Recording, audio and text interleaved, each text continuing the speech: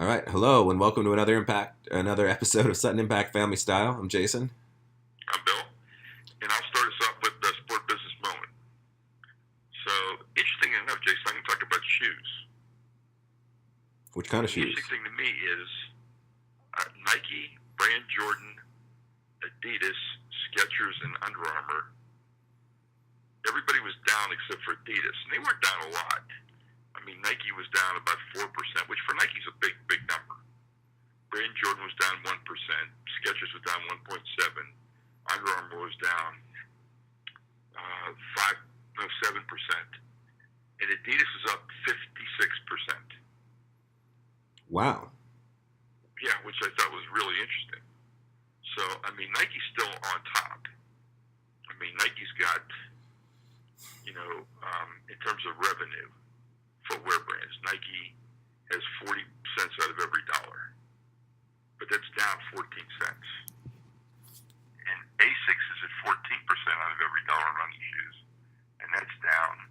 And New Balance is up, and Adidas is way up. They're at 9%, but they were nowhere before. That's up 82%. So somebody explain to me. I've been asking around because I don't understand why. Right. I mean, that seems like a really high jump. So I bought a pair of Adidas a couple weeks ago, and this bounce technology, which is supposed to be like an energy return system. Yeah. A lot of people told me that that's it, and then a lot of people told me that Adidas is a more fashionable shoe. It's definitely always been more fashionable.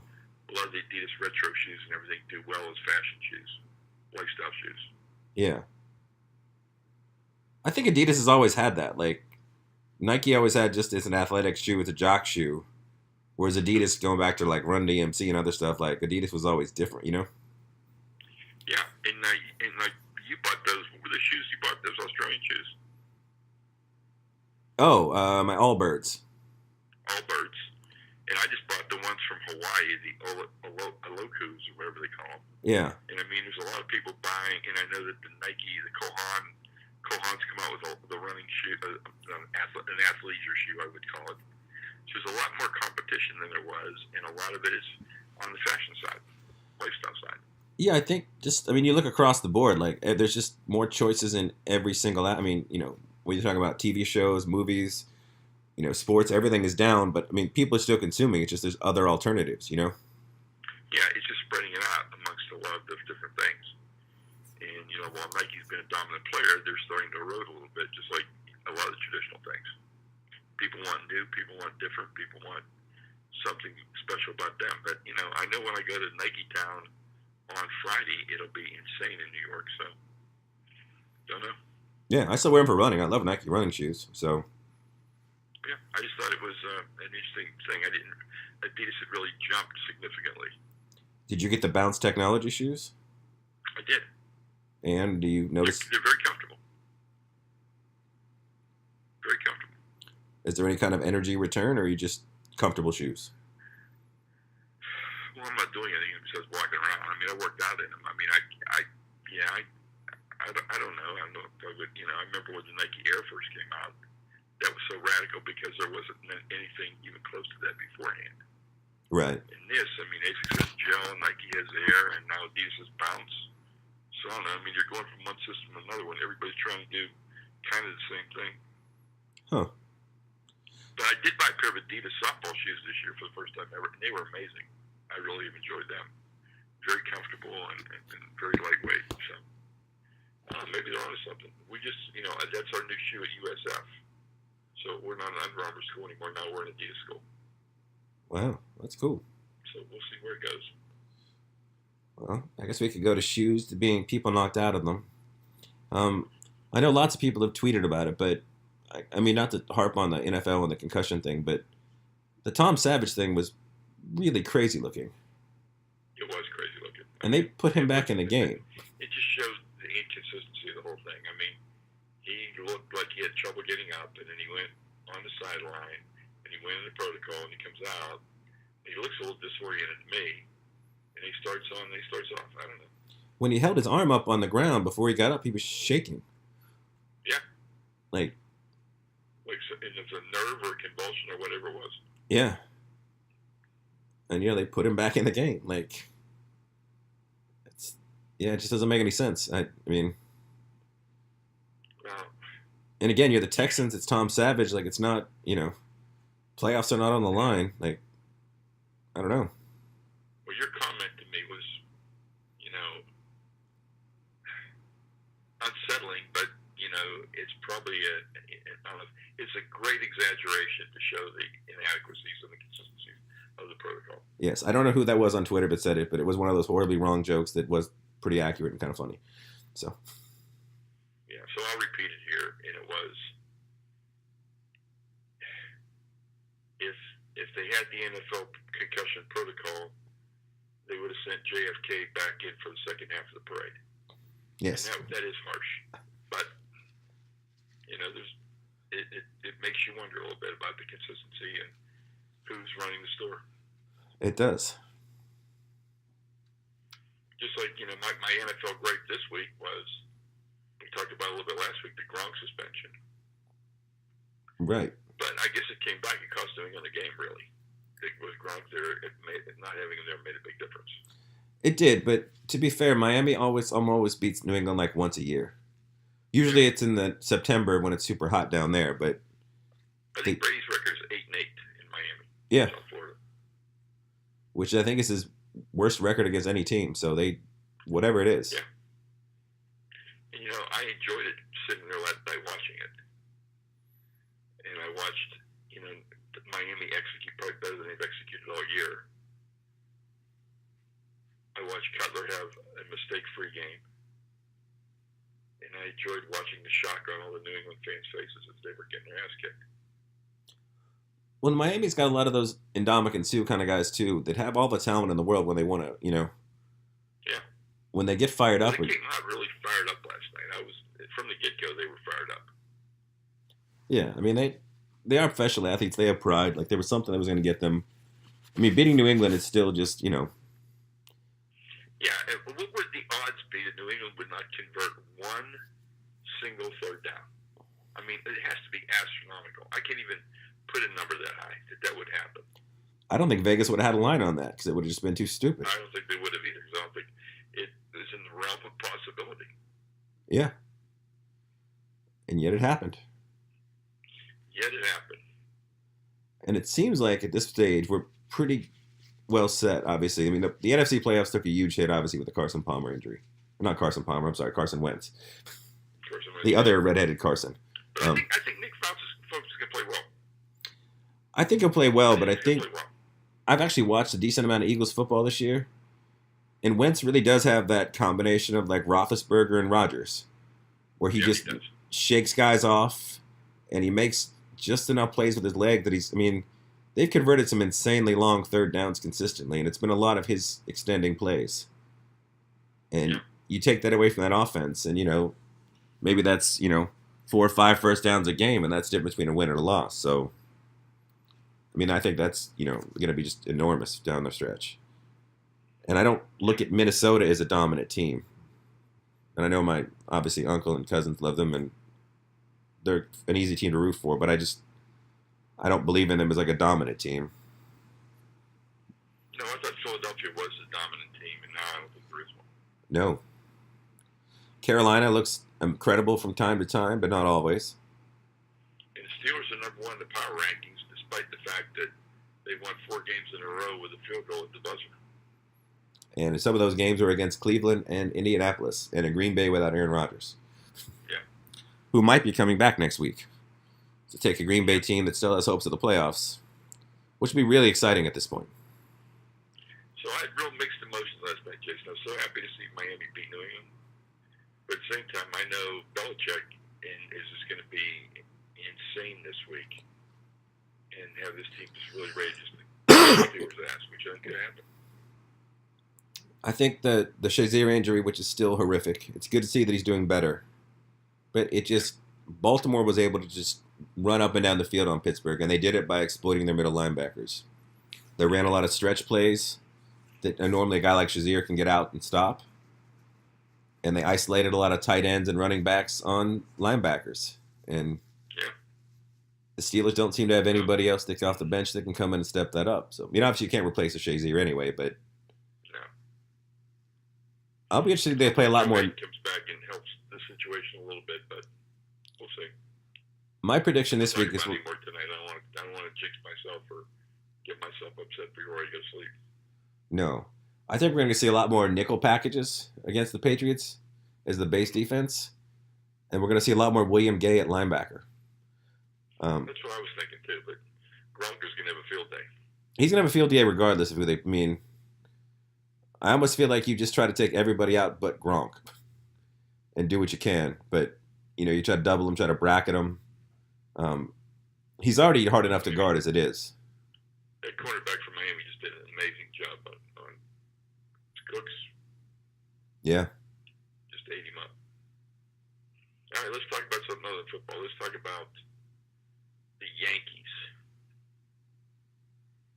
With now Aaron Judge and Giancarlo Stanton. And don't forget Gary Sanchez. Yeah.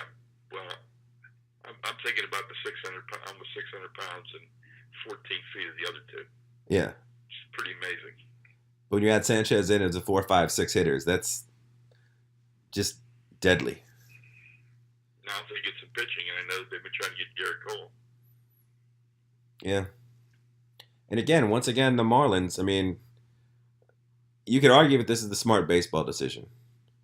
You look at Houston. They got to get out of that contract. I mean, they couldn't afford to pay that contract. No, they couldn't afford to pay that. And now, if they dump Osuna to the Cardinals, which is rumored, what are they going to have? They're going to have garbage again.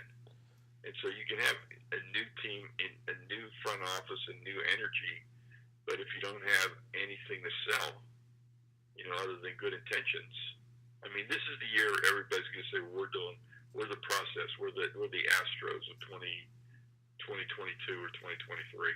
Yeah. You're going to hear that a lot this year. Oh, we're going to hear a lot of trust the process, yeah, without a doubt. Yep.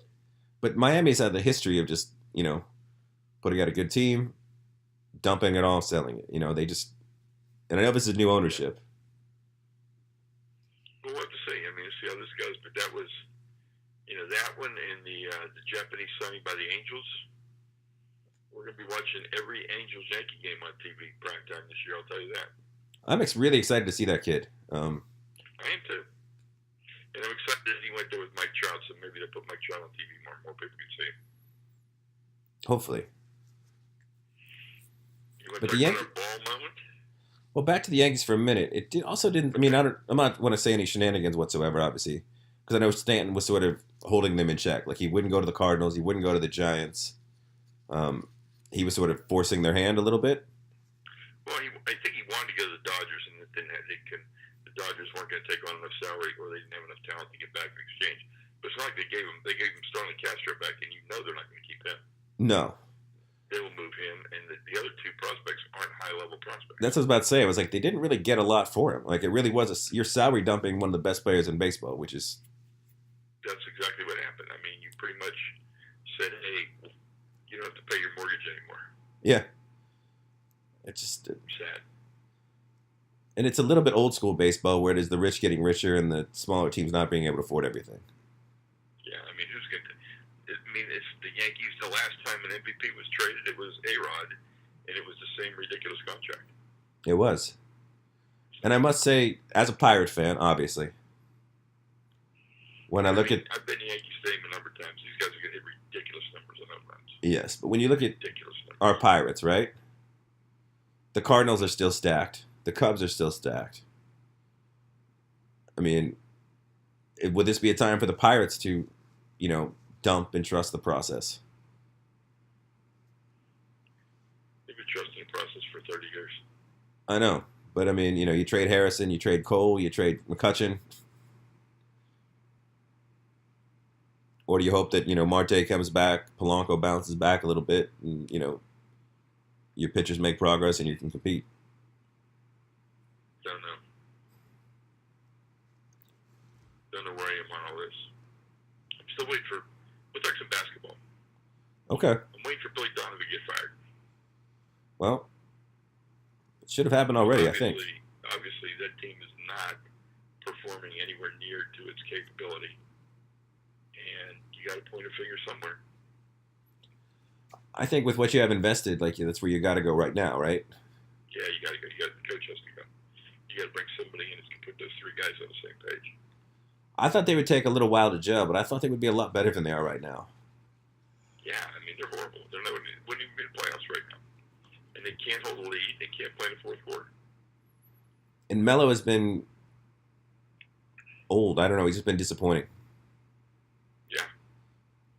Like Russell Westbrook and Steven Adams. I mean, that's what I look at as the guys. Now, there's also some talk like you trust the process in Oklahoma City, and you dump Paul George and get what you can for him right now. Yeah, maybe so. And I can't think any of those guys are happy right now. I mean, so No. who knows what's going to happen? And you were never keeping George. I don't think no matter what happened. No, he's going to go with LeBron to go to LA. You don't believe in the LeBron to Houston super team? Nope. One quarter banana boat reunion? Win a third title, bring the Lakers back to glory, and be the darling of LA.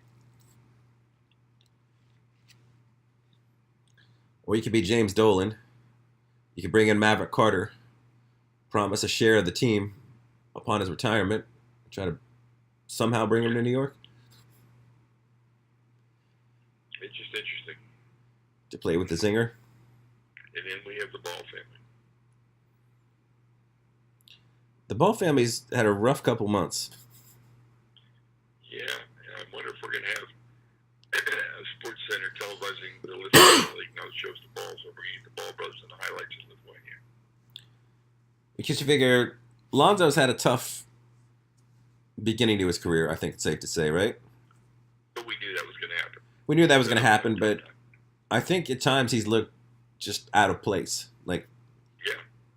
There's been times he's looked like he's got it all together, but most of the time he looks like he's out of place. And like I said all the time, he doesn't look like he wants to be where he is.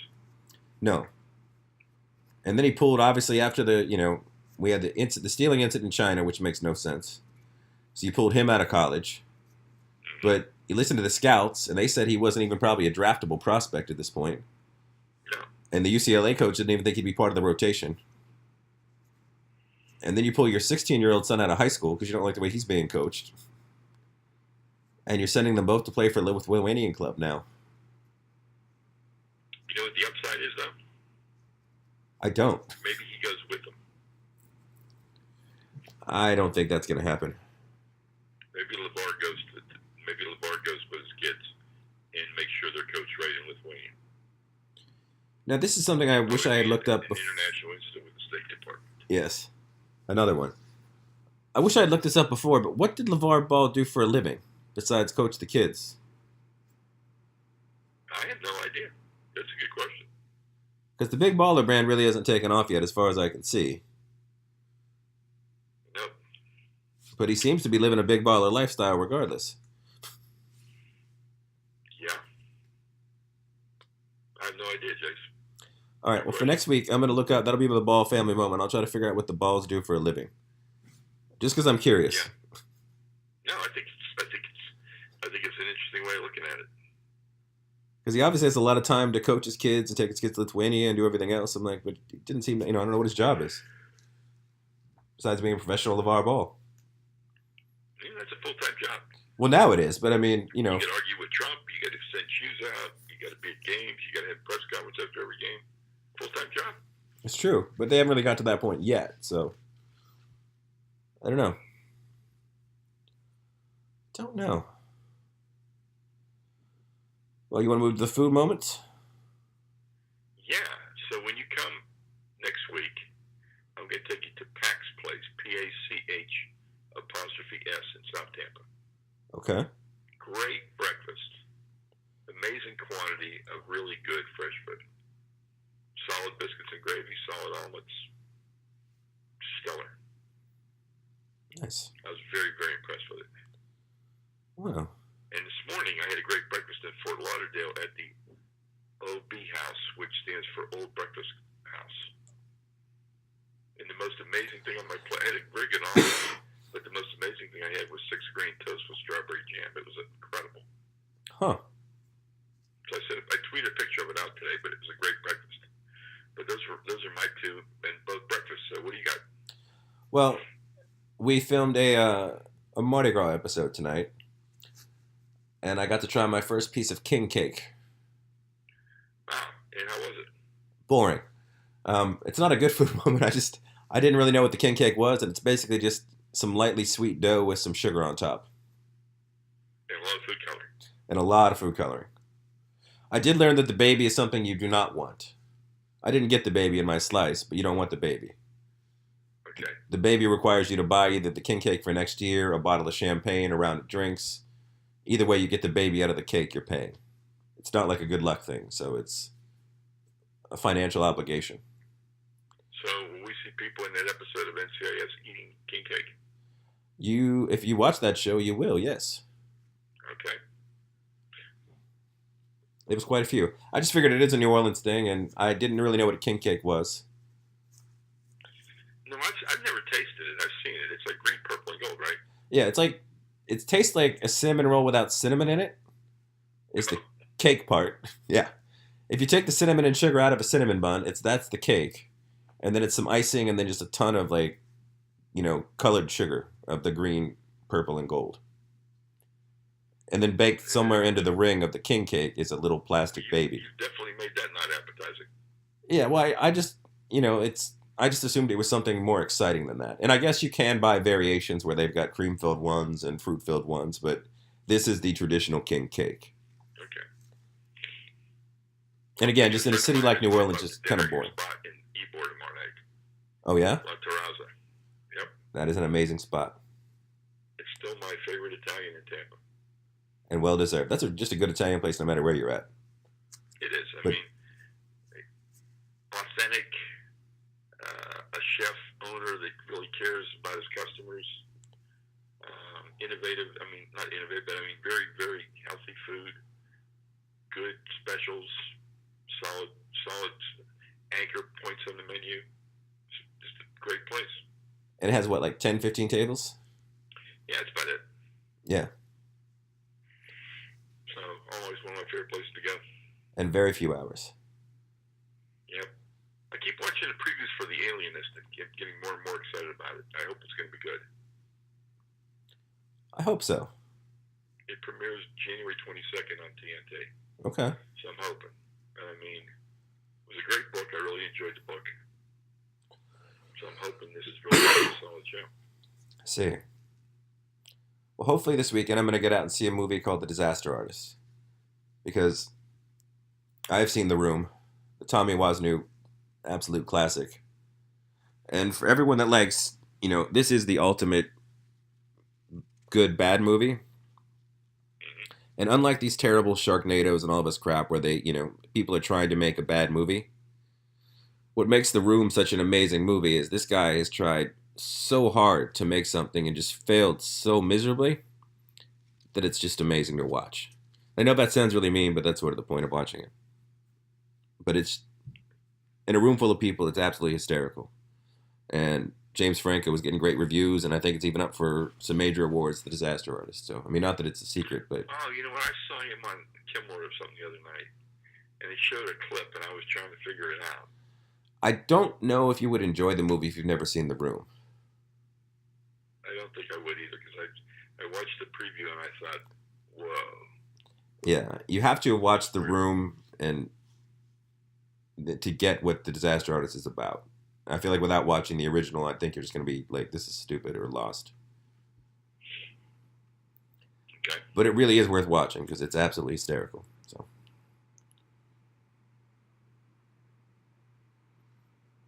And that's pretty much it. I've had a pretty busy week other than that. I haven't had to do anything that cool. So. Yeah. I think it's good. I think we will do another show before the holidays and we'll do a show during the holidays. Yeah, and the show during the holidays will feature other members of the Sutton family. Yes. Maybe 2. Possibly. Yeah. I mean, we can talk some, we'll definitely have one member of the Sutton family talking some esports. Definitely. 2 of you talking some esports. Yes. And who knows, maybe we'll get one or... Well, everybody keep up with your holiday shopping, and I hope everybody has happy holidays, but we'll be back one more time before the holidays. So until next time, thank you. Keep subscribing, keep telling your friends, and all that good stuff.